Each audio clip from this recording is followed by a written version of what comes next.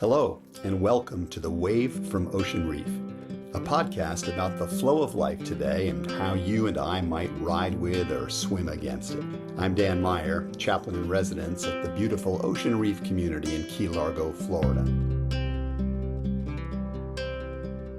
For many years, I led one of the largest churches in America, hosted an Emmy Award-winning television news magazine, and moderated a forum for business and professional leaders. Along the way, I had the chance to work on a farm, in a maximum security prison, on an offshore oil rig, and in the world corporate headquarters of IBM. These experiences, plus a political science education at Yale and degrees in theology from Princeton and Fuller seminaries, have made me fascinated with people and with the various predicaments and possibilities that shape the flow of human life. I hope you'll find this podcast sparks your own thinking about that. So here's the wave for today. Well, we've just celebrated the Halloween holiday once more. I'm not sure what your associations are with this holiday, so dear to children and profitable to dentists. I imagine you're well acquainted with the act of trick-or-treating, but maybe not with the origins of that interesting tradition. I'd like to reflect on that and then offer you an invitation.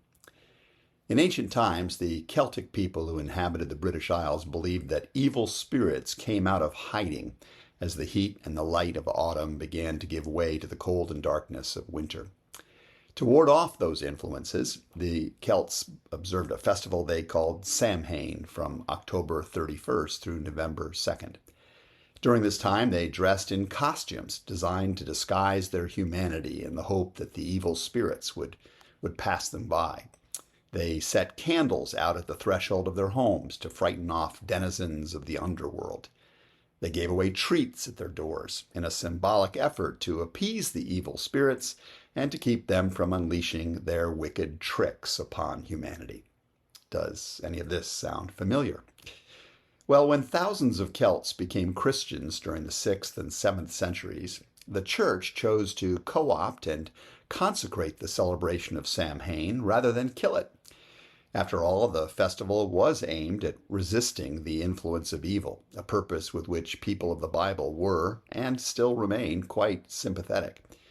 Church leaders cleverly linked Samhain with the Christian celebration of All Hallows Day on the 1st of November, a time when the church remembered and honored all the hallows, literally the holy souls who had served faithfully on earth and had now gone to their eternal reward.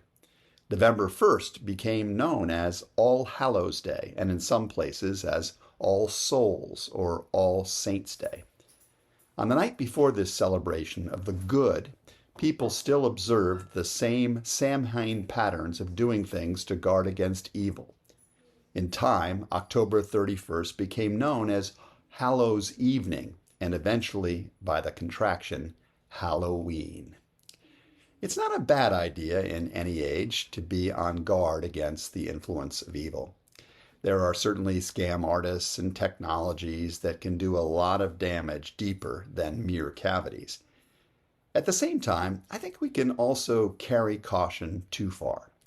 We can become so suspicious of the intentions of others or fearful for our own safety that we put up walls and we establish security systems that block us from opportunities to grow. Wary of being tricked, we may miss out on some of life's best treats. When I was in my 30s, my wife Amy and I moved with our very young children from Rancho Santa Fe near San Diego to Hinsdale, a village just west of Chicago. We left behind a wonderfully safe set of friends and familiar surroundings. We ventured to a place that would take some time to feel like home. Maybe you've made that kind of transition. Well, our first Halloween came and Amy stayed at our house to answer the doorbell when I took our two small children around the neighborhood.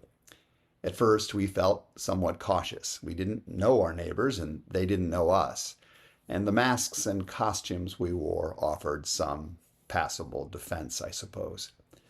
Early on, however, we went up to a door and were greeted by a surprisingly enthusiastic man.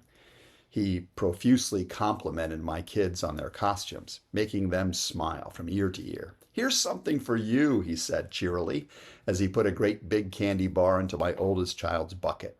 "And here's something for you," he gushed, as he dropped another confection into my youngest son's hands. And then, reaching behind the door, he dug around in what sounded strangely not like a candy basket, but like an ice bucket. And he exclaimed, "And here's something for you, Dad," as he handed me a Heineken. I think I'm going to like living here, I thought. These people are great. As we return to our lives in these days ahead, how marvelous it would be if we could all extend to one another a hospitality like that. What if we could look behind the masks and the costumes that some people wear, or reach beyond the understandable defenses that some people have put up? What if we could let more people feel that we regard putting them at ease and knowing them and blessing them as our treat? We have a great season ahead of us. I look forward to seeing you at the door. That's today's Wave from Ocean Reef. If you know of others who might appreciate this sort of content, I hope you'll pass it along or encourage them to find me on Apple Podcasts. Until next time, I'm Dan Meyer, hoping that the flow of life is good for you.